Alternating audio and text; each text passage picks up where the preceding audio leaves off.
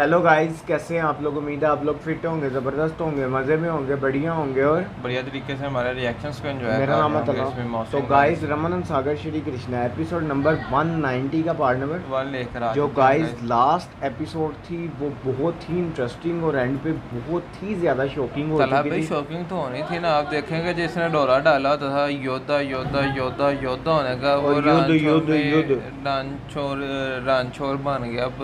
वो मतलब कि डानबू रन में छोड़कर चला गया है, वो कहीं कायरों की तरह छुप गया है, और तला भाई इससे बड़ी बात क्या हो गई कि उसकी अपनी माता ने उसे भगोरा कह डाला डाला है। है। और उसके बाद जो पीछे स्त्रियां थीं जिनके हस्बैंड मृत्यु को प्राप्त हो गए थे, उनकी परवाह किए बगैर उनको शिविर में छोड़कर वो सब भाग गए हैं। तो गाइस अब देखना ये है कि आगे क्या होने जा रहा है। चलते हैं वीडियो की तरफ, देते हैं रिएक्शन।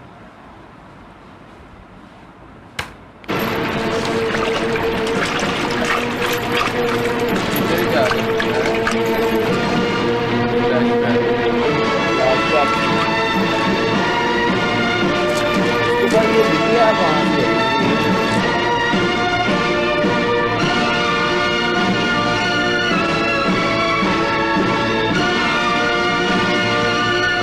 ऊपर से इतना पानी सारा जमा है।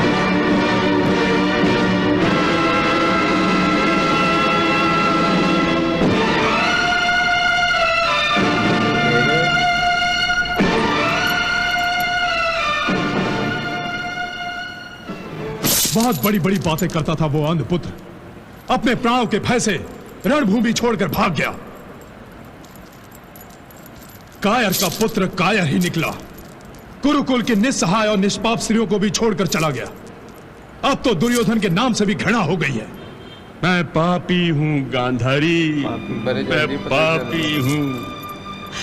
महाराज, मेरे इसी पाप के कारण हमारे सभी पुत्र मृत्यु की शैया पर लेट गए और हमारा ज्येष्ठ पुत्र दुर्योधन मृत्यु से आंखें मिलाते हुए डरता है।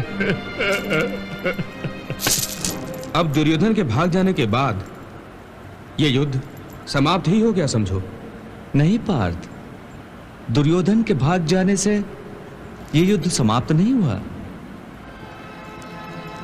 परंतु केशव, कौरवों की संपूर्ण सेना तो नष्ट हो चुकी है। अब बचे हुए दुर्योधन, कृपाचार्य, अश्वत्थामा, कृतवर्मा, सो वो भी भाग गए। अब हमसे युद्ध कौन करेगा?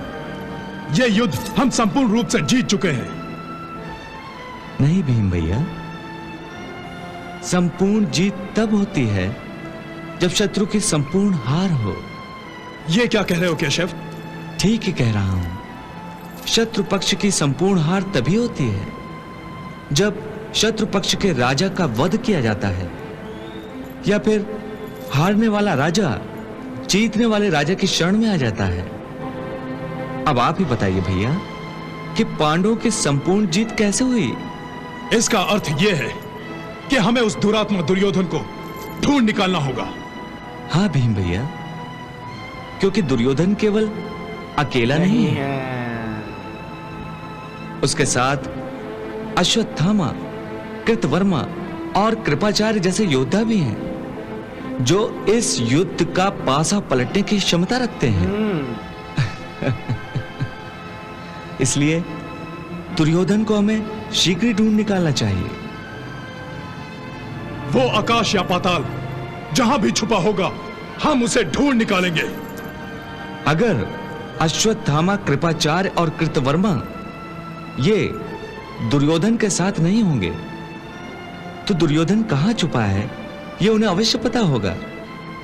इसलिए इन तीनों में हमें कोई भी मिल जाए तो दुर्योधन का हमें पता चल जाएगा।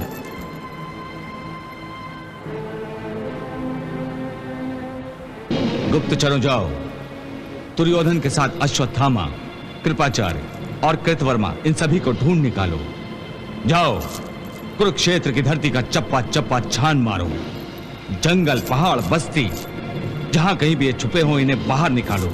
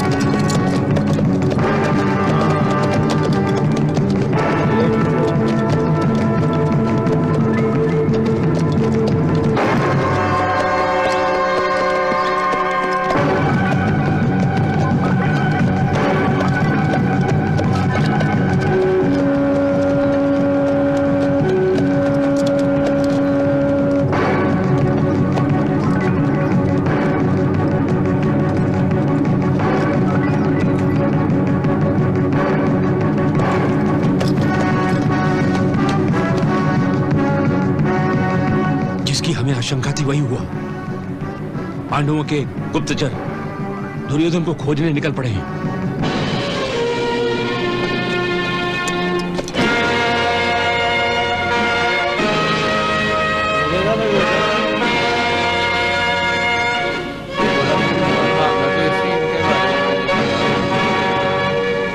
नकुल जी, इस घने जंगल में हमारे रथ नहीं जा सकते। इसके आगे हमें दुर्योधन को ढूंढने के लिए पैदल ही जाना होगा। जी भ्राताश्री।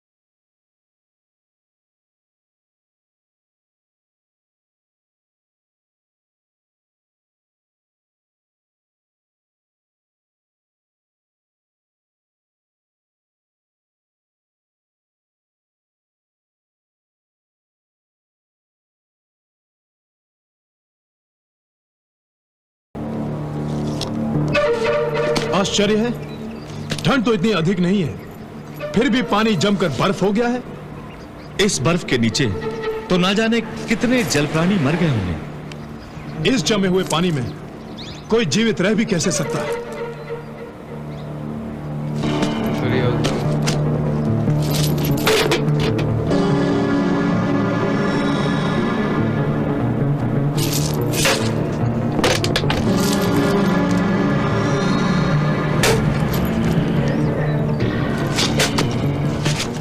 बड़े भैया, यहाँ रुककर हमें अपना समय नहीं गंवाना चाहिए। यहाँ तो कोई छुप ही नहीं सकता। हाँ नकुल, तुम ठीक कह रहे हो। चलो चलते हैं। चलिए।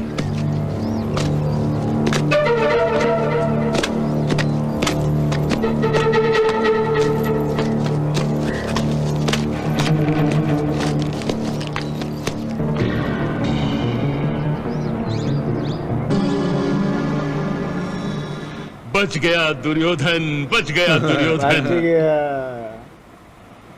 ईश्वर की हम पर अब भी कृपा बनी हुई है गांधारी, तभी तो हमारा पुत्र दुर्योधन उन्मत्त भीम के हाथों मरने से बच गया। कदाचित ईश्वर ने दुर्योधन के अपराध को क्षमा कर दिया है। काश ऐसा होता।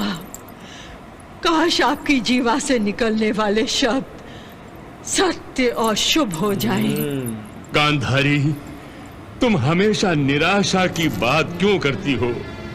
अपने मन के आसपास भय और शंका को क्यों बिठाए रखती हो?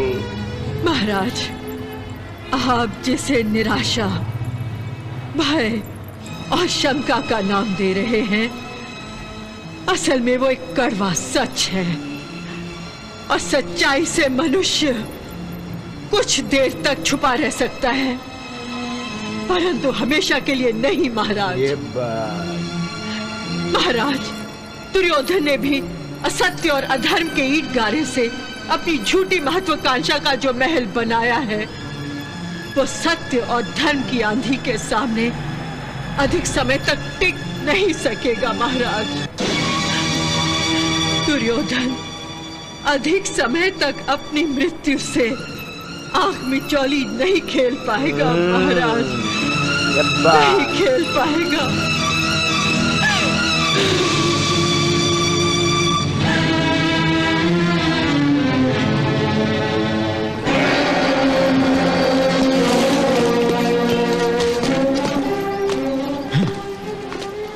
समझ में नहीं आता वो भगोड़ा कहां छुप गया।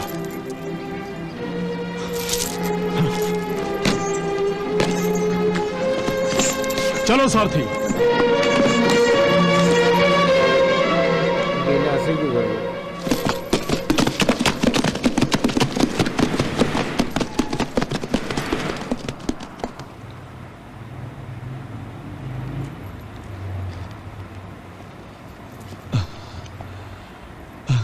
तो गाइस यहाँ ख़त्म हुआ ये पार्ट भी इंटरेस्टिंग था। आपने देखा कि किस प्रकार दुर्योधन और भीम और नकुल एट दी एंड वहाँ पहुँच ही गए हैं, लेकिन वहाँ पहचान नहीं सके वो।